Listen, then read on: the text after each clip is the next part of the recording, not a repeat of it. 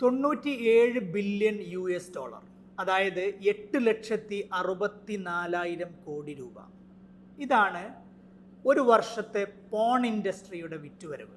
ഇത് ഒരു സിനിമയ്ക്ക് 1000 കോടിയും 2000 കോടിയും മുതൽ മുടക്കുന്ന ഹോളിവുഡ് സിനിമാ മേഖലയിലെ വാർഷിക വരുമാനത്തേക്കാൾ എത്രയോ അധികമാണ് എന്ന് കണക്കുകൾ പറയുന്നു. ഇന്റർനെറ്റ് ഉപയോഗിക്കുന്നവരിൽ 61% ആളുകളും പോൺ സൈറ്റുകൾ സ്ഥിരമായി സന്ദർശിക്കുന്നവരാണ്. ഇന്റർനെറ്റ് ഉപയോഗിക്കുന്ന പുരുഷന്മാരിൽ 78%, സ്ത്രീകളിൽ 44% അശ്ലീല വെബ്സൈറ്റുകളുടെ സ്ഥിരം ഉപഭോക്താക്കളാണ്. ലോകത്തിലെ ഏറ്റവും കൂടുതൽ ആളുകൾ വിസിറ്റ് ചെയ്യുന്ന 6ാമത്തെ വെബ്സൈറ്റ് പോൺ വീഡിയോകളും സിനിമകളും മാത്രം ലഭിക്കുന്ന പോൺ ഹബ് ആണ്. ഇനി അമേരിക്കയിൽ മാത്രം ഓരോ വർഷവും 11,000 അഡൾട്ട് പോൺ മൂവീസ് നിർമ്മിക്കപ്പെടുന്നുണ്ട്. കൂടുതൽ ആശ്ചര്യകരമായ ഒരു കാര്യം എന്താണെന്ന് വെച്ചാൽ, അമേരിക്കയിലെ ഇന്റർനെറ്റ് സെർച്ച് എഞ്ചിനുകളിൽ 25% തിരച്ചിലുകളും സെർച്ചുകളും നടക്കുന്നത് പോണോഗ്രഫിക്ക് വേണ്ടിയുള്ളതാണ്. മൊത്തത്തിലുള്ള ഇന്റർനെറ്റ് കോണ്ടന്റുകളുടെ 4% പോണോഗ്രാഫിയാണെന്ന് പറയുമ്പോൾ പിന്നെ എന്ത് ആശ്ചര്യമാണല്ലേ. ഈ ഇൻഡസ്ട്രിയുടെ ഭാഗമായിരിക്കുന്നവരുടെ വ്യക്തിജീവിതത്തെക്കുറിച്ച് കൂടി കുറച്ച് കാര്യങ്ങൾ അറിയുന്നത് നന്നായിരിക്കും. ഒരു പ്രൊഫഷണൽ പോൺ ആക്ടറുടെ കരിയർ ലൈഫ് എന്ന് പറയുന്നത് കേവലം 4 വർഷമാണ്. അതൊരു ആക്ട്രസസ് ആണെങ്കിൽ അത് 3 വർഷവുമാണ്. ആഫ്റ്റർ പോണൻസ് പോലെയുള്ള ഡോക്യുമെന്ററികൾ കരിയറിന് ശേഷമുള്ള ഇവരുടെ ദുരിതപൂർണമായ ജീവിത സാഹചര്യങ്ങളിലേക്ക് വെളിച്ചം വീശുന്നുണ്ട്. ആളുകൾ പെട്ടെന്ന് തിരിച്ചറിയുന്നത് കൊണ്ട് തന്നെ കരിയറിന് ശേഷമുള്ള പൊതുജീവിതം പലർക്കും സാധ്യമാവുന്നില്ല.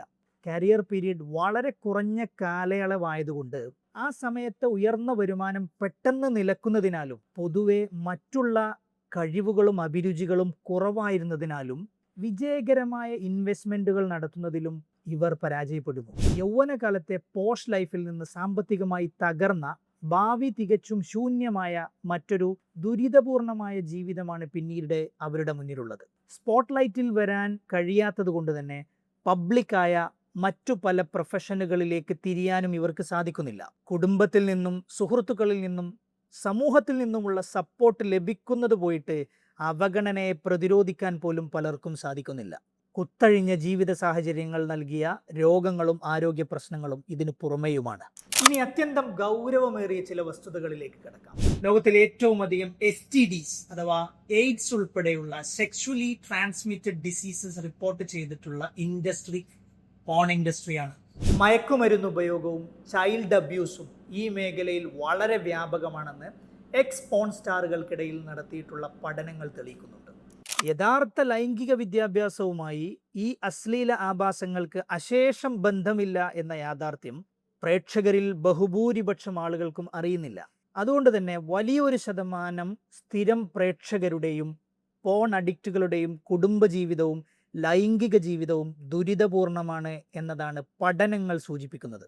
റിലേഷൻഷിപ്പ് പ്രോബ്ലംസ്, വൈവാഹിക ജീവിതത്തിലെ അതൃപ്തിയും നിരാശയും, പരസ്പര വിശ്വാസമില്ലായ്മ എന്നീ സാമൂഹിക പ്രശ്നങ്ങളോടൊപ്പം ഡിപ്രഷൻ, ആങ്സൈറ്റി ഡിസോർഡർ, അഡിക്ഷൻ പോലെയുള്ള പ്രധാനപ്പെട്ട മാനസിക ആരോഗ്യ പ്രശ്നങ്ങളും അശ്ലീല വീഡിയോകൾക്ക് അടിമപ്പെടുന്നവരിൽ ക്രമാതീതമായി വർദ്ധിച്ചുകൊണ്ടിരിക്കുന്നു. നമ്മൾ കേരളീയ പശ്ചാത്തലത്തിൽ കൂടുതൽ പഠനങ്ങൾ നടത്തുമ്പോഴാണ് മേൽപ്പറഞ്ഞ വിവരങ്ങൾ നിങ്ങൾ ശ്രോതാക്കൾക്ക് relevant ആയിത്തീരുന്നത്.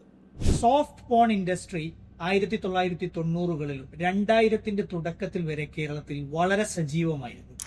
A grade B grade മൂവികളിലൂടെ വളരെ നല്ല രീതിയിൽ ബിസിനസ് ചെയ്തുകൊണ്ടിരുന്ന അവർ സാച്ചുറേഷൻ്റെ ഭാഗമായി 2000ന്റെ പകുതിയോടുകൂടി ആ ഇൻഡസ്ട്രി അവസാനിച്ചു. എന്നാൽ സ്വകാര്യമായി പോൺ സബ്സ്ക്രൈബ് ചെയ്യുന്നത് കുറ്റകരമല്ല എന്ന കേരള ഹൈക്കോടതിയുടെ വിധിയോടുകൂടി OTT പ്ലാറ്റ്ഫോമുകളിലൂടെയും സോഷ്യൽ മീഡിയകളിലൂടെയും വെസ്റ്റേൺ പോൺ ഇൻഡസ്ട്രിയെ അനുകരിച്ചുകൊണ്ട് ഇവർ ഇപ്പോൾ കേരളത്തിൽ കൂടുതൽ സജീവമായി കൊണ്ടിരിക്കുകയാണ്. വിവിധ തരം പ്രൊഡക്ഷൻ ബാനറുകൾക്ക് കീഴിൽ മലയാളത്തിലുള്ള വെബ് സീരീസ് നിർമ്മാണങ്ങൾ ഇപ്പോൾ വ്യാപകമാണ്. എന്നാൽ മുമ്പത്തെ പോലെ സോഫ്റ്റ് പോൺ അല്ല ഇപ്പോൾ നിർമ്മിക്കുന്നത്. ഹാർഡ് കോർ എന്ന് വിളിക്കപ്പെടുന്ന യാഥാർത്ഥ്യം എന്ന് തോന്നിപ്പിക്കുന്ന പച്ചയായ ലൈംഗിക ആഭാസങ്ങളും അതിൻ്റെ ലാഭകരമായ കച്ചവടവും തന്നെയാണിത്. 2015 ഹാർഡ് കോർ കണ്ടന്റുകളുള്ള 900-ലധികം വെബ്സൈറ്റുകളാണ് കേന്ദ്ര സർക്കാർ നിരോധിച്ചത്. എന്നാൽ VPN, മിറർ URL, പ്രോക്സി വെബ്സൈറ്റുകൾ, ചില പ്രത്യേക ബ്രൗസറുകളെല്ലാം ഉപയോഗിച്ചാണ് മിക്കവരും ഈ നിരോധനത്തെ മറികടന്നുകൊണ്ടിരിക്കുന്നത്. സോഷ്യൽ മീഡിയയിൽ വന്നുകൊണ്ടിരിക്കുന്ന പോൺ കണ്ടന്റുകൾ വേറെയുമുണ്ട്. ആരോഗ്യമുള്ള ശരീരവും മനസ്സുമാണ് ഓരോ വ്യക്തിയുടെയും ഏറ്റവും പ്രധാനപ്പെട്ട മൂലധനം. അതിനനുയോജ്യമായിട്ടുള്ള വ്യക്തതയുള്ള ലൈംഗിക വിദ്യാഭ്യാസമാണ് വിദഗ്ധർ പ്രോത്സാഹിപ്പിക്കുന്നത്.